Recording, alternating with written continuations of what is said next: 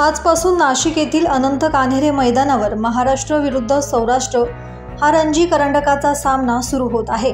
या सामन्याला प्रारंभ होण्यापूर्वीच रात्री पाऊस पडल्याने खेळ सकाळी सुरू झाला नाही।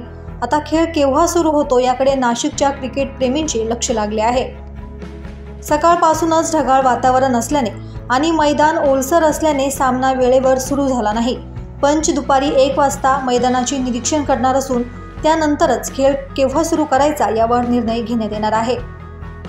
दरम्यान आज सकाळी विभागीय आयुक्त डॉक्टर प्रवीण गेडाम, आमदार देवयानी फरांदे, आमदार सीमा हिरे, मनपा आयुक्त मनीषा खत्री, महाराष्ट्र संघाचा कर्णधार अंकित बावने, सौराष्ट्र संघाचा कर्णधार जयदेव उनाडकट, नाशिक जिल्हा क्रिकेट असोसिएशनचे अध्यक्ष धनपाल शहा आणि असोसिएशनचे पदाधिकारी यांच्या उपस्थितीत आकाशात फुगे सोडून सामन्याचे औपचारिक उद्घाटन केले। मात्र पिच ओले असल्याने सामना वेळेत सुरू होऊ शकला नाही। व्हिडिओ जर्नलिस्ट आकाश भालेरावसह नाना खैरनार, नाशिक।